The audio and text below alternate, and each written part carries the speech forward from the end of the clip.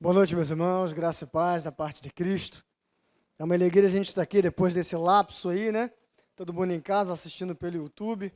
Chato demais, mas o Senhor nos permite estar aqui de volta, né? Vai ter culto das crianças hoje, Dalila? Não? Que eu sempre esqueço de orar. Hoje que eu lembrei não vai ter também. Hoje nós vamos continuar o nosso estudo, né? A gente está pregando com os temas baseados na Confissão Belga. E hoje nós vamos pregar baseado no artigo 7. Não a Bíblia, mas o tema do sermão. Artigo 7 tem, Tadeu? Não tem problema não. Escritura Sagrada, perfeita e completa, é o tema do artigo 7. Eu já convido você a abrir sua Bíblia em Marcos, capítulo 7. Vamos fazer a leitura dos versos 1 a 16.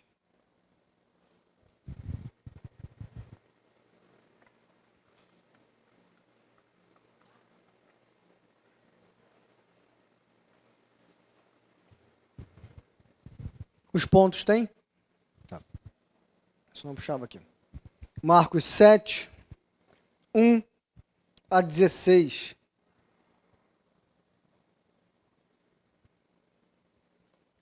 Marcos 7, 1 a 16 diz assim: Os fariseus e alguns dos mestres da lei, vindos de Jerusalém, reuniram-se a Jesus e viram alguns dos seus discípulos comerem com as mãos impuras, isto é, por lavar. Os fariseus e todos os judeus não comem sem lavar as mãos cerimonialmente, apegando-se assim à tradição dos líderes religiosos. Quando chegam da rua, não comem sem antes se lavarem. E observam muitas outras tradições, tais como lavar de copos, jarros e vasilhas de metal. Então os fariseus e os mestres da lei perguntaram a Jesus: por que os seus discípulos não vivem de acordo com a tradição dos líderes religiosos, em vez de comerem um alimento com as mãos impuras? Ele respondeu: bem profetizou Isaías acerca de vocês, hipócritas, como está escrito: este povo me honra com os lábios, mas o seu coração está longe de mim. Em vão me adoram, seus ensinamentos não passam de regras ensinadas por homens. Vocês negligenciam os mandamentos de Deus e se apegam às tradições dos homens. E disse-lhes: vocês estão sempre encontrando uma boa maneira de pôr de lado os mandamentos de Deus, a fim de obedecerem às suas tradições. Pois Moisés disse: honra teu pai e tua mãe. E quem amaldiçoar seu pai ou sua mãe terá que ser executado.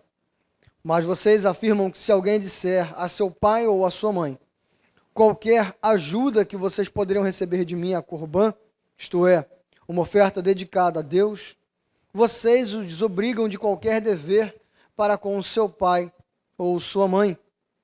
Assim vocês anulam a palavra de Deus por meio da tradição que vocês mesmos transmitiram e fazem muitas coisas como essa. Jesus chamou novamente a multidão para junto de si e disse: ouçam-me todos e entendam isto. Não há nada fora do homem que nele entrando possa torná-lo impuro. Ao contrário, o que sai do homem é o que o torna impuro. Se alguém tem ouvidos para ouvir, ouça. Amém. Bem, o tema do artigo 7 é a Escritura Sagrada, perfeita e completa.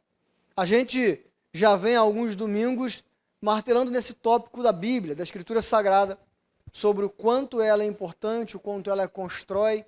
E hoje eu quero conversar com vocês aqui o quanto a Escritura nos ensina a não sermos algumas coisas.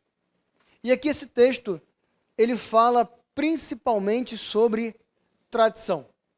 E tradição é uma coisa muito complexa para a gente falar, que sempre que a gente vai falar de uma tradição, a gente consegue invalidar ela falando de outra mais antiga. Né? Para alguns, a nossa igreja ela é tradicional. Ela é tradicional porque nós estamos vinculados à Igreja Presbiteriana do Brasil. Consequentemente, nós seguimos o regimento da Constituição da Igreja Presbiteriana do Brasil. Então, toda a nossa administração é amarrada dentro de uma Constituição. Tradicionais. Mas se nós formos um pouco mais para dentro de Niterói, nós vamos ver que nós não somos tão tradicionais assim. Porque existem igrejas que o pastor tem cabelo branco, prega de terno e gravata, a linguagem dele é um pouquinho mais rebuscada, ele canta o inário. E aí, se nós formos um pouquinho mais além, nós vemos que nem eles são tão tradicionais assim. Porque existem igrejas que o pastor prega de toga, colarinho clerical. A igreja tem um órgão, não tem grupo de louvor, é um coral. Ele não canta o inário, mas o saltério, e segue o calendário litúrgico. Então, o que é tradicional no fim das contas? Qual é o apego à tradição que nós temos que ter? O que é a tradição? A tradição, no sentido da palavra, é algo que é passado oralmente, de geração a geração. Mas o problema é que, às vezes, nós pegamos a tradição dos homens e sacralizamos essa. Ricardo Gondim, quando ainda não era tão polêmico quanto é hoje, ele escreveu um livro chamado É Proibido, o que a Bíblia permite e a igreja proíbe. E ele começa o livro contando uma história terrível sobre o peso da tradição. Ele fala de um pastor de uma cidade de interior que estava nos seus afazeres pastorais. A sua esposa bate à porta com uma reclamação. A sua filha mais velha tinha cortado o cabelo. Ele acha aquilo um absurdo, aquilo é um crime. Ele não acredita naquilo. Ele para todos os seus afazeres, vai até o quarto dela e percebe que ela realmente tinha cortado o cabelo. Isso é uma história real. E ele, com raiva, dá uma surra na sua filha já maior de idade, a proíbe de cortar o cabelo novamente e pergunta a ela: o que você quer? Acabar com a minha vida? Destruir a minha moral? Acabar com o meu ministério? Ele vira as costas e retorna à sua rotina pastoral. Mas a sua esposa bate na porta de novo. E agora não é mais para reclamar que a sua filha cortou o cabelo. Ela ateou fogo ao próprio corpo. E no final daquele dia, ela não resiste aos ferimentos e morre. Porque ela não aguentou o peso de ser a desgraça do ministério de seu pai. Esse é o impacto que a tradição dos homens gera em nós. E esse é o impacto que Jesus queria gerar naquelas pessoas que ouviram aquilo que ele tinha a dizer. Marcos, ele é muito eficiente nisso. Marcos, ele escreve dos evangelhos o mais sucinto, porque ele escreve para os romanos. Então, os romanos naquela época eles não tinham prática de leitura. Os romanos eram um povo de guerra, eles queriam conquistar, eles queriam estar mais ricos, eles queriam alargar fronteiras. Então, Marcos, sabendo disso, ele escreve um livro mais reduzido e muito direto, muito curto e grosso, com as ações mais cortantes de Jesus. E é sobre ela que nós vamos falar aqui hoje. Sobre uma delas que nós vamos falar aqui hoje. E aí nós entramos no nosso primeiro ponto.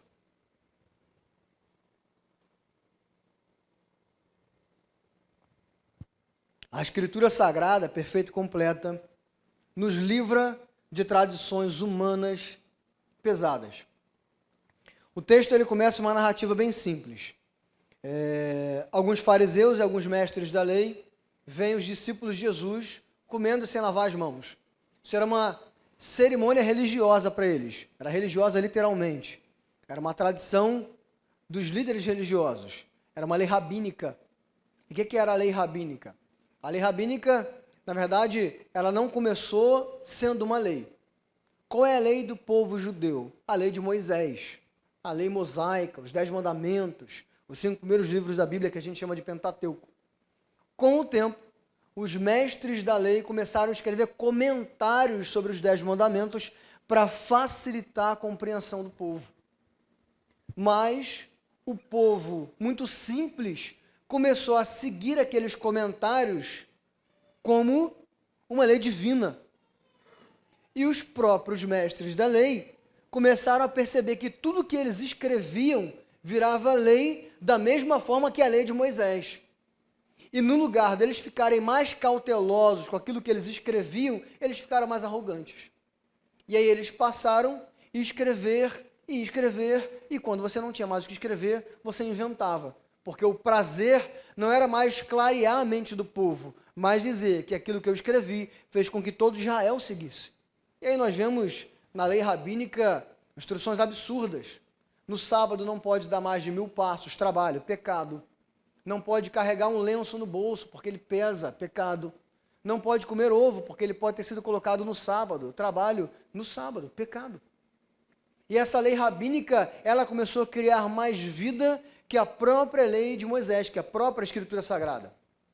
E agora era sagrado, antes de comer, lavar as mãos. E ainda tinha regra.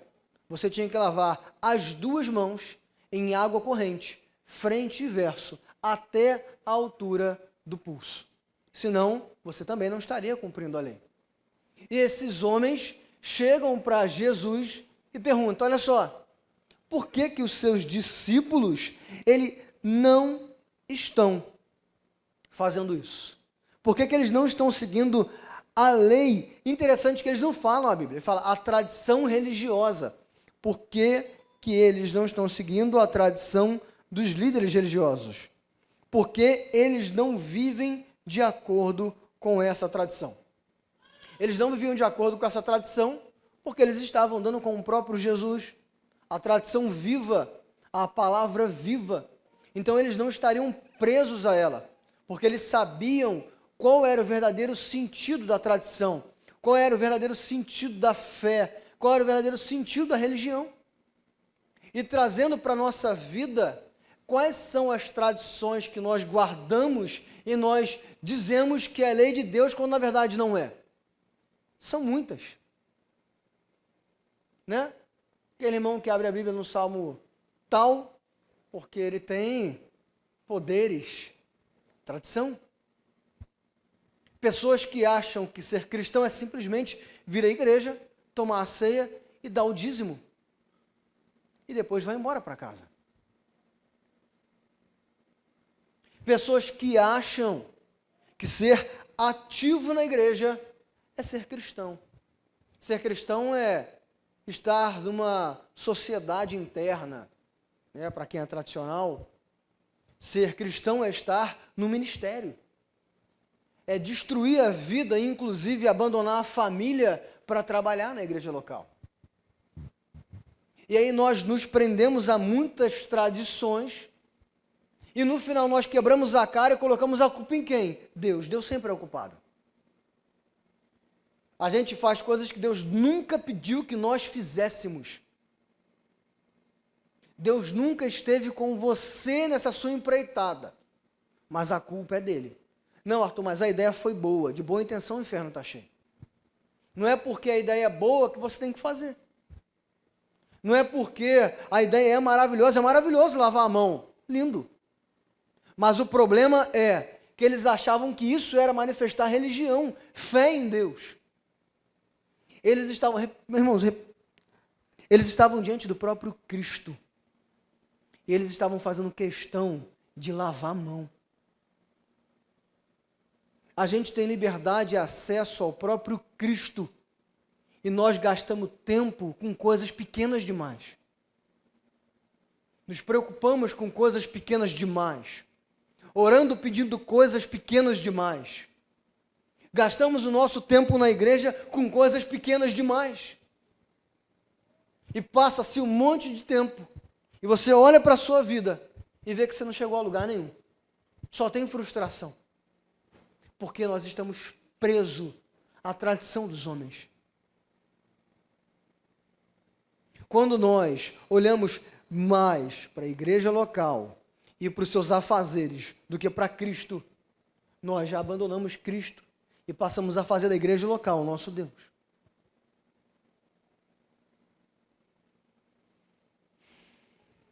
Isso é muito complexo, porque suga as nossas energias todos os dias e nos escraviza. E quando você quer ir embora, você não consegue.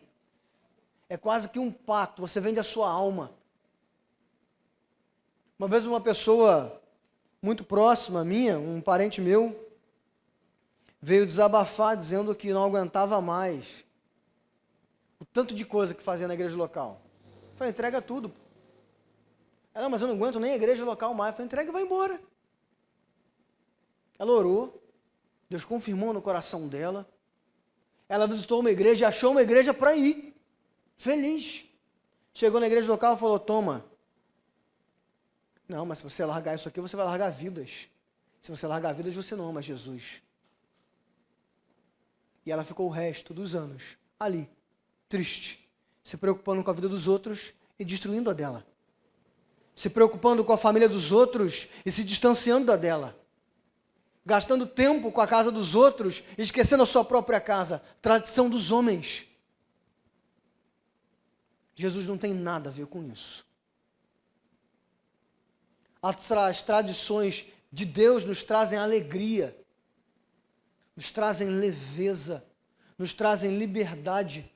Quando eu sirvo a Deus, eu entendo que eu sou livre. Nós não somos escravos de ninguém, de opinião, de conceito. Porque quando nós nos aprisionamos a essas coisas, nós nos entristecemos.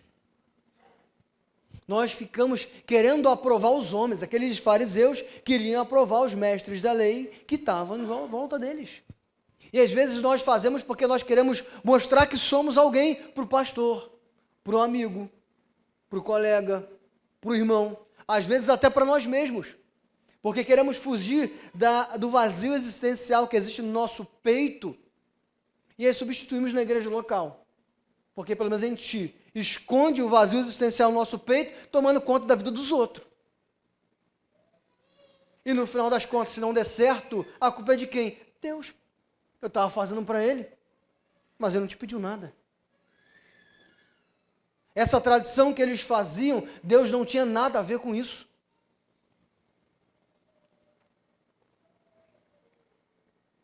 Quando nós entendemos o que a Escritura nos aponta como tradição, nós somos livres da tradição dos homens.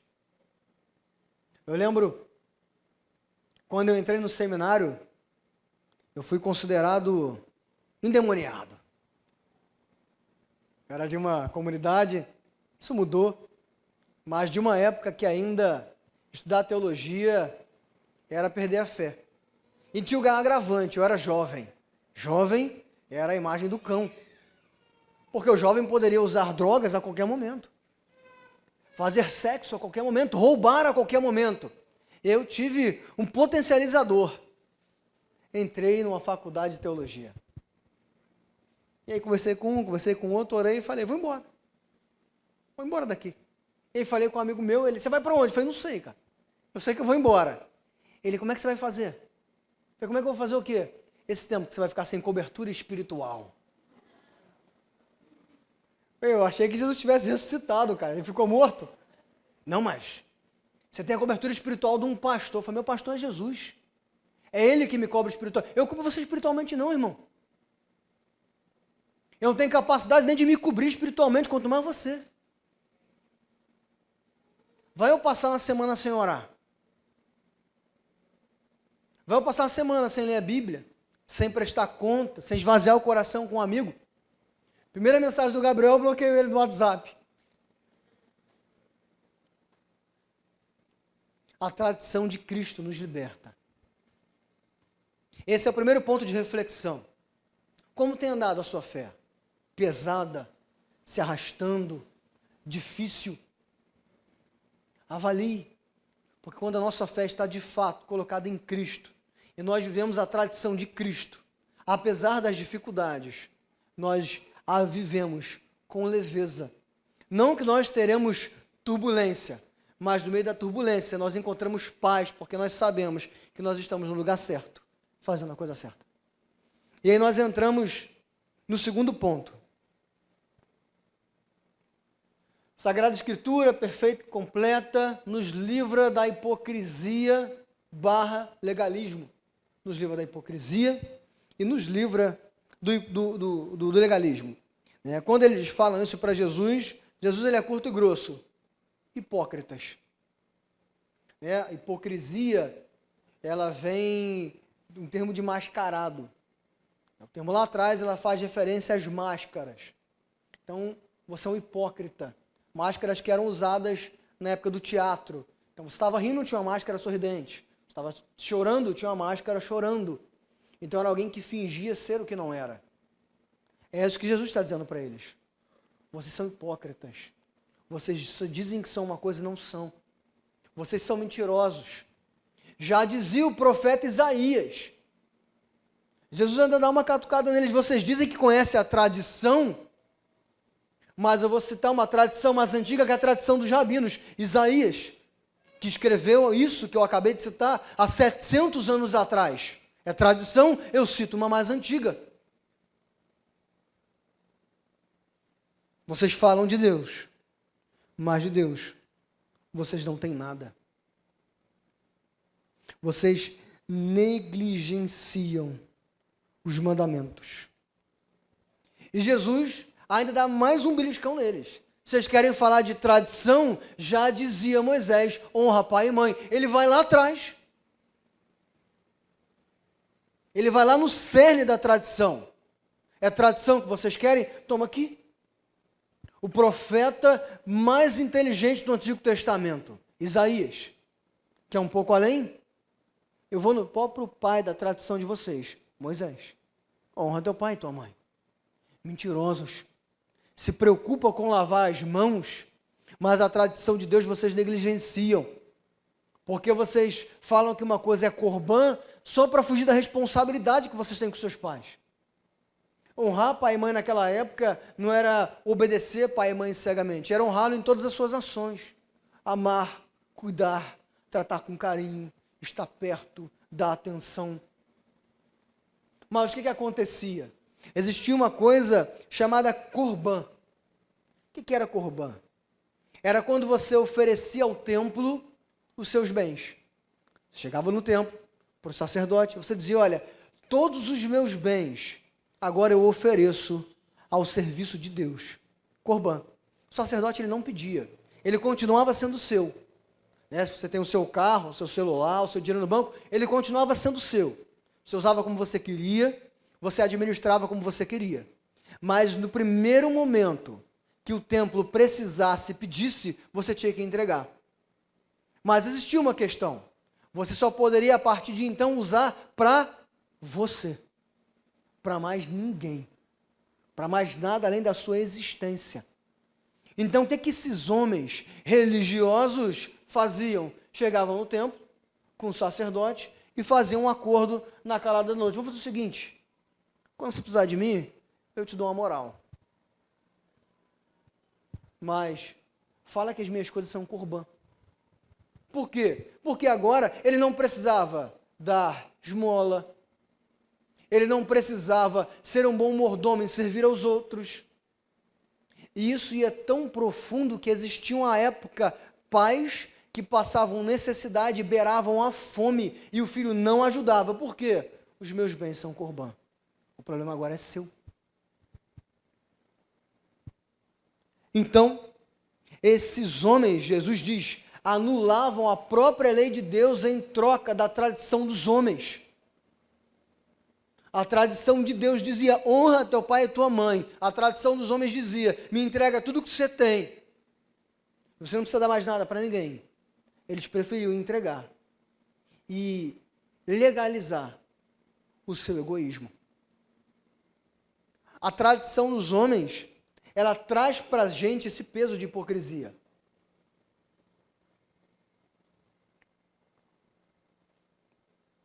Porque a gente começa a não olhar mais para a nossa vida como nós temos que olhar. Nós somos legalistas. Legalistas na nossa forma de se vestir, de falar, de agir. Existe uma pessoa que a gente tem uma certa dificuldade para lidar. Em vez de nós irmos resolver o problema, a gente chama ele de diabólico, de trevas. Eu não, ele é trevas. Validou, pô. Ele é do diabo.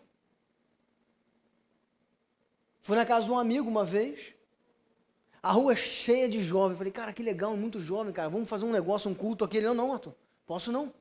Tudo treva. Olhei para ele. Mas qual é o nome deles, cara? Não sei.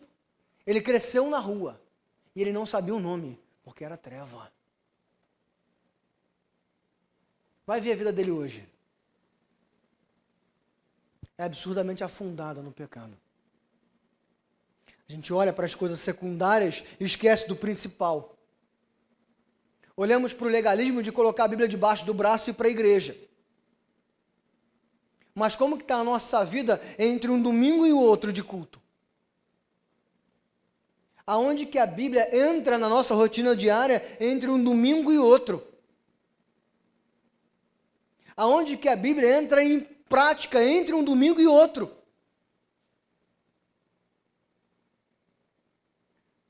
Tem crente que não sabe o que é pegar uma Bíblia de papel há 300 anos.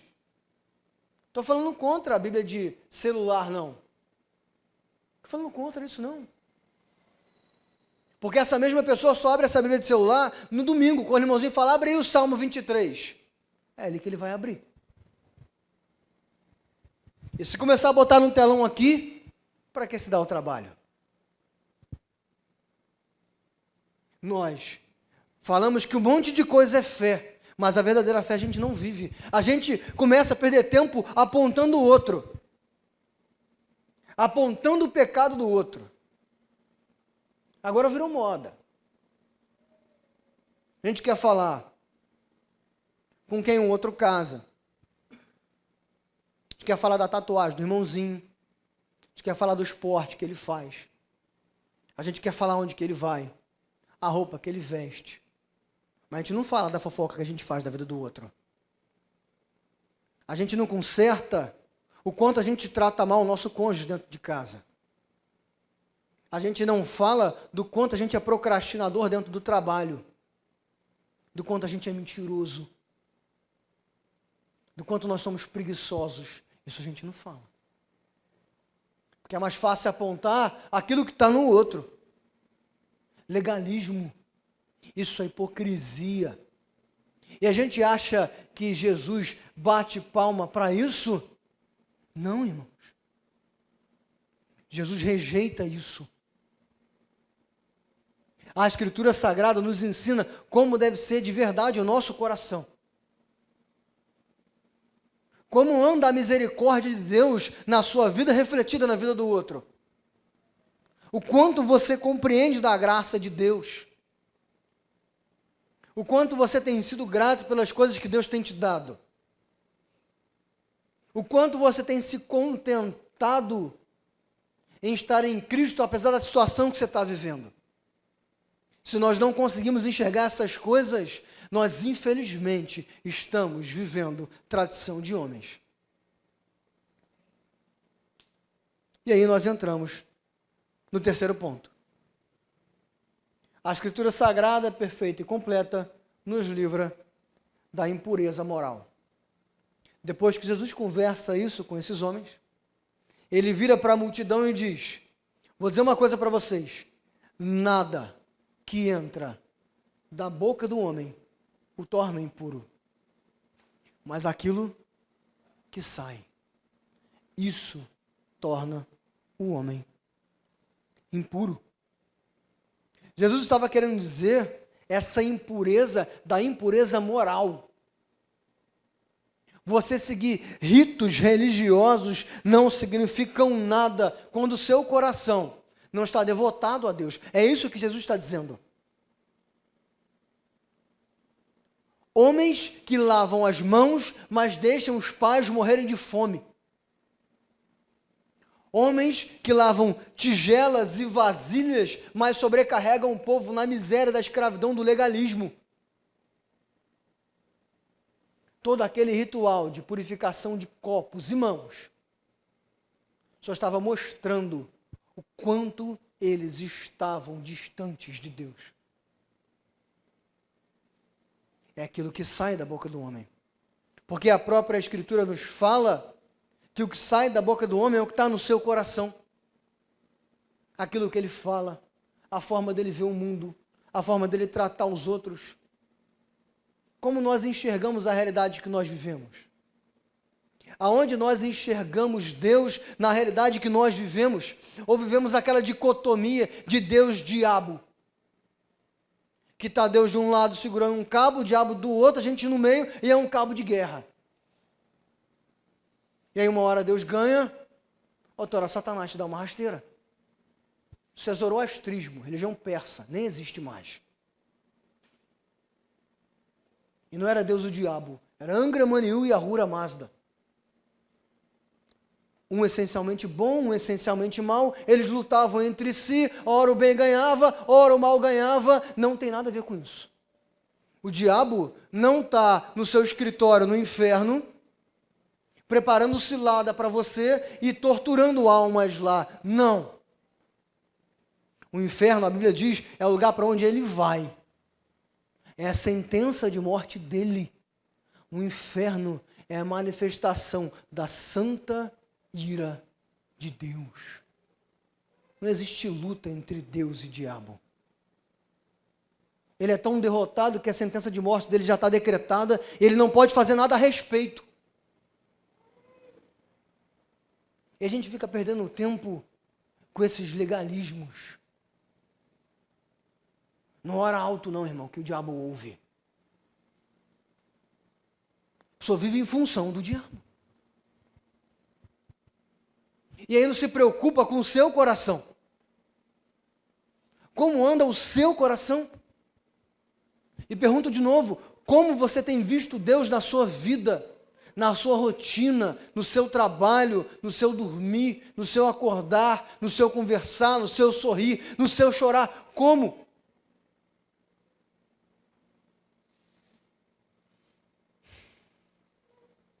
Como tem andado o nosso coração, meus irmãos?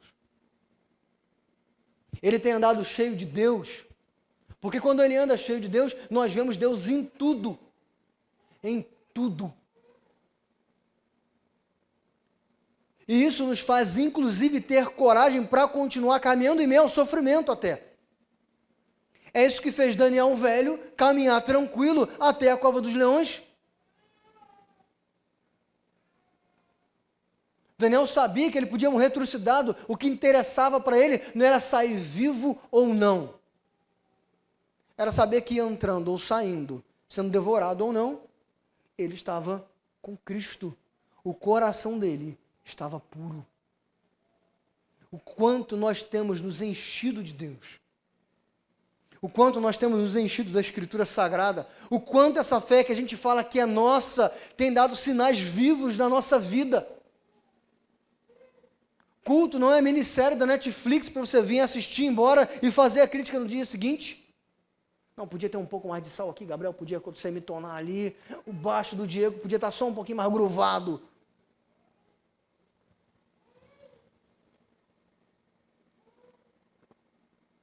Como anda o seu coração? Como anda a sua fé? Como anda Cristo na sua vida? Para que Cristo tem servido a sua vida como amuleto da sorte? Eu quero fazer um concurso, ó Deus. Deu dízimo, hein? Deu uma moral pro Gabriel quando ele pediu ajuda. Bati um papo com o Beto aí quando ele me ligou, quando não precisava nem atender, mas atendi o Beto aí. Agora eu vou fazer um concurso. Tá contigo. Falo nada. Se a gente tem usado Cristo como amuleto da sorte, eu te digo, o amuleto existe, Cristo não. Porque a vida em Cristo é uma vida que lava todo o nosso coração. E as nossas ações passam a ser moldadas por quem Ele quer que sejamos. E não por quem nós queremos que Ele seja. É por isso que o que entra não tem a capacidade de nos sujar. Seja comida, seja uma música, seja uma série. Porque aquele que está no nosso coração é muito maior do que o que está no mundo. Porque ele venceu o mundo. Porque ele venceu a morte. Porque ele venceu o legalismo. Porque ele venceu as pressões em volta dele. Porque ele venceu o medo. Mas em todas essas coisas ele viveu. Jesus viveu a pressão do legalismo. Jesus viveu a pressão do medo de ser rejeitado. Jesus viveu a pressão de mostrar que era uma coisa que as pessoas queriam que ele mostrasse, mas que ele não era. Jesus, inclusive, viveu a pressão de ser pressionado pelo próprio diabo, depois de fraco, 40 dias e 40 noites, tentado. E ele manda o diabo embora, e algumas versões, elas são um pouco mais ricas, elas dizem, e ele foi embora procurando a ocasião oportuna. Ou seja, primeira oportunidade, ele volta. Tudo isso que nós enfrentamos, todos esses dilemas, Jesus viveu. Filho de Belzebu, comilão, beberrão, apóstata, herege, mentiroso, rebelde. E ele morreu por isso. Mas ele venceu a morte. E todos esses adjetivos caíram por terra. Porque agora ninguém pode acusar um Cristo coroado como rei sobre todas as coisas. E esse rei nos deixou uma escritura que nos dá a graça de nos libertar dessas prisões. Louvado seja o nome de Deus por isso. Vamos orar? Senhor Jesus, nós te oramos, Pai, e te pedimos para o Senhor desvendar os nossos olhos, que nós possamos entender a realidade do reino, que nós possamos entender o quanto é libertador estarmos diante da sua presença, que nós possamos entender que ainda que estejamos vivendo os momentos mais difíceis das nossas vidas, as maiores tempestades da nossa existência, não existe mar, barco e vento que sejam mais poderosos que a sua presença. Por isso nós não somos aprisionados pelo legalismo, nós não somos aprisionados pela tradição dos homens, porque em Ti encontramos a liberdade, a vida, a alegria, a esperança, a confiança, a força. E ela nunca nos falta, porque o Senhor é a fonte que nunca se acaba.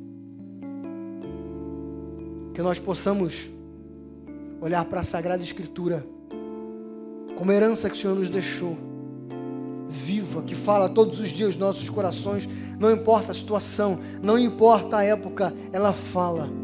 E por meio do seu Santo Espírito, ela cria fruto nos nossos corações, fruto que dá fruta para a vida, Pai, que frutifica, que traz alegria, que traz vida, que traz vigor.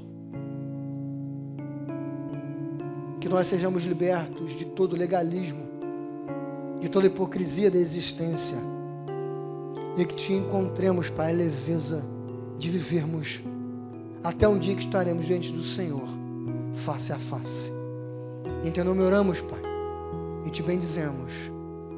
Amém e amém.